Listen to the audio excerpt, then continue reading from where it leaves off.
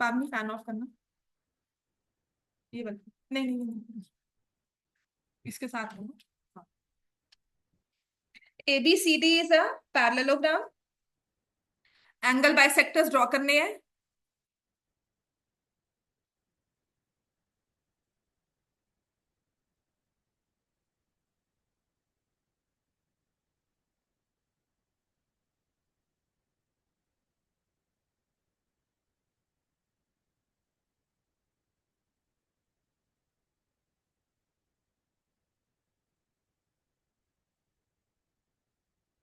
ठीक है ना। तो मेरे पास एक पैरेललोग्राम है एबीसीडी। उसके चार एंगल्स, चारों एंगल्स के एंगल बाइसेक्टर बनाकर अपने आप में जब इंटरसेक्ट करते हैं, देख रोम्बस में डायगोनल्स ही एंगल बाइसेक्टर होते हैं, स्क्वायर में भी डायगोनल्स ही एंगल बाइसेक्टर हुए। तो इन दोनों के अलावा जब भी एंगल बाइसेक्टर ड्रॉ करोगे तो वो डायगोनल से अलग होगा। तो उनके बीच में जो ये फिगर बनती है वो कहते हैं आपको प्रूव करना है वो एक रेक्टेंगल है। ठीक होगी बात ये। एंगल बाइसेक्टर्स हैं तो चारों के चारों एंगल्स दो हिस्सों में बट रहे हैं, आपस में इक्वल नहीं कहा हुआ ये। ठीक है। ये नहीं कि ए और बी इक्वल है या ये वाला पोर्शन और ये वाला पोर्शन इक्वल। पैरेललोग्राम में हर बार इक्वल नहीं होते, है ना। तो आपको सिर्फ इतना कहा गया है कि हमारा एंगल ए को दो हिस्सों में डिवाइड किया, एंगल सी को दो हिस्सों में डिवाइड किया, बी को दो हिस्सों में किया और डी को भी हमने बाइसेक्ट किया है। ये चारों बाइसेक्टर्स मिलकर एक रेक्टेंगल ड्रॉ करते हैं। पर्सनली ना ये मेरा सबसे फेवरेट क्वेश्चन रहा है, right. As a student also I I love this way कि ये 180 लेकर उसका हाफ लेकर इस एंगल को 90 प्रूव किया जाता है। ठीक हो गया। अब हम क्या करेंगे इसमें, पहले गिवन लिखो। Parallelogram A B C D, AP bisects angle A, BP bisect angle B, C R bisect angle C and D R bisect angle D. To prove P Q R S is a rectangle. चारों angles 90 prove करके भी rectangle बनता है। एक quadrilateral जिसके चारों angles 90 हो वो बिल्कुल एक रेक्टेंगल है। समझ में आ गई बात। तो उसी चीज का हम एडवांटेज लेकर हमने फर्स्ट पार्ट भी एग्जाम्पल 4 भी प्रूव किया था और इसी को यहां पर ऐसे प्रूव करेंगे। ठीक है ना। पहली चीज तो एक याद रखना, जब भी आपको पैरेललोग्राम में एंगल बाइसेक्टर्स देकर ये एंगल दिया जाए ना तो सप्लीमेंट्री एंगल्स लेकर हाफ करना है। समझ में आ गई बात ये। आपको ये वाला एंगल निकालना है, इसका मेजर निकालने को कहा जाएगा। लाइंस एंड एंगल्स में याद है को इंटीरियर एंगल्स के बाइसेक्टर्स है, ये एंगल कौन सा हुआ। बात तो वही है ना। ये दो एडजेसेंट एंगल्स, इनका सम क्या है 180। हाफ लिया तो ये और ये पोर्शन आ गया अपने पास, तो उससे एंगल सम प्रॉपर्टी से बचा हुआ एंगल कितना आ गया 90। ऐसे यहां पर भी सेम वे में अगर गिवन टू प्रूव लिखा है तो इस एक चीज को याद रखो कि जब भी एक पैरेललोग्राम में एंगल बाइसेक्टर दिया है the intersection of angle bisectors will form a 90 degree angle in case of a parallelogram. तो प्रूफ में हम लिखेंगे since A B C D is a parallelogram. Therefore, angle A plus angle B is 180 degree. Adjacent angles are supplementary. ठीक हो गया।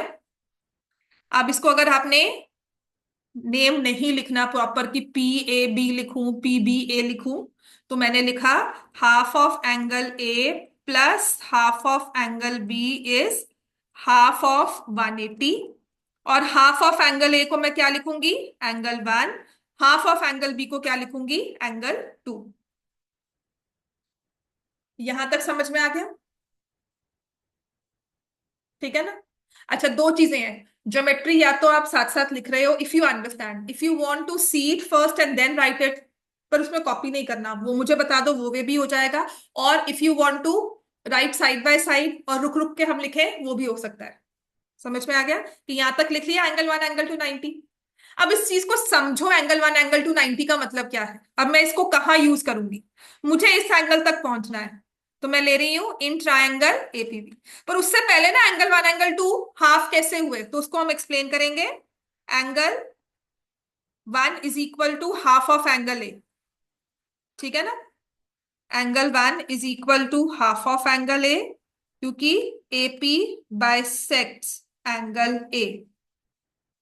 ऐसे ही angle two is half of angle B, क्योंकि BP bisects angle B.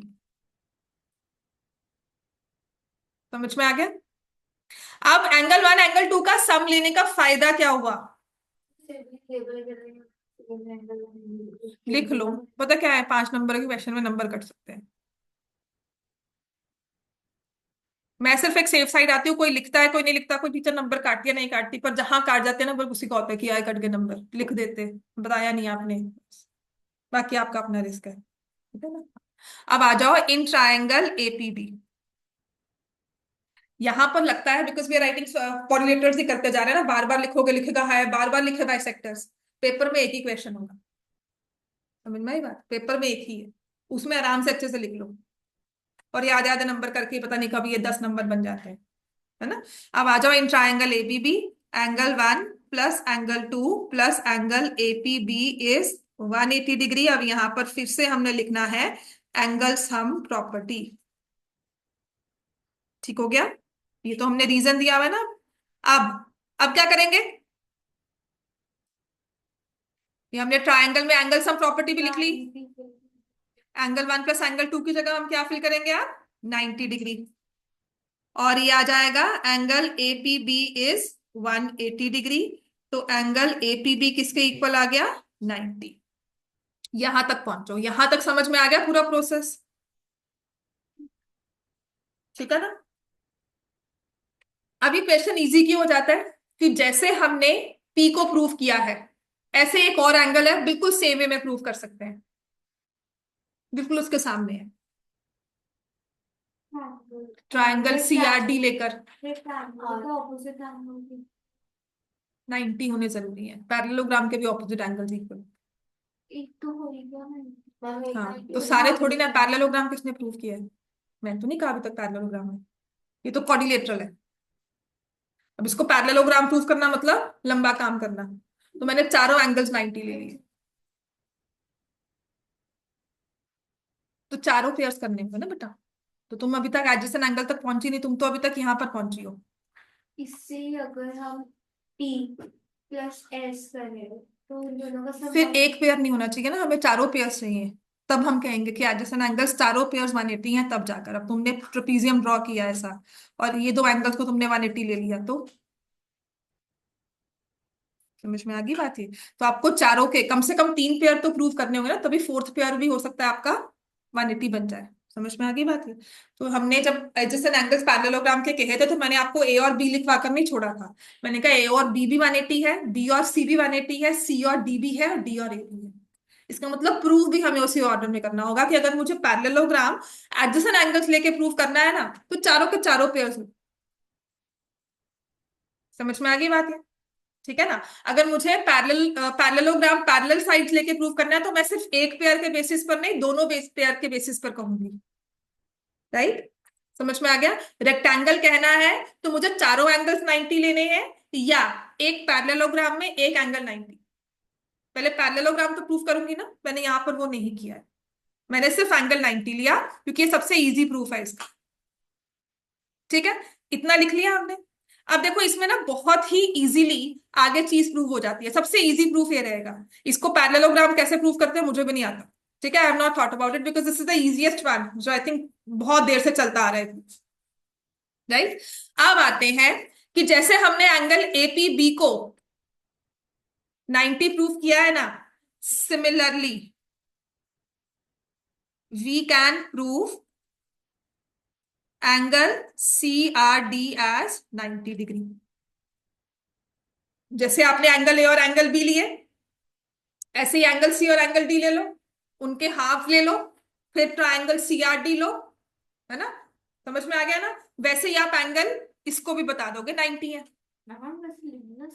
Similarly we can prove angle C R D is 90। अब तीसरा angle, या तो हमें मान लो अगर एस को लेना है, ये डायरेक्ट नहीं आता, ठीक है।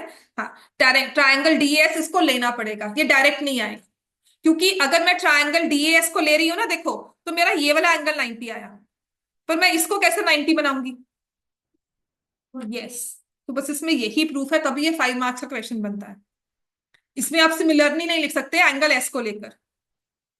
समझ में आ गई बात ये? तो मैं ये लिखूंगी angle A plus angle D is 180 degree.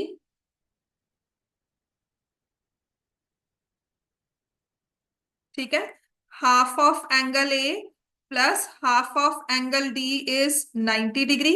यहां पर मैंने 3 और 4 ले लिया।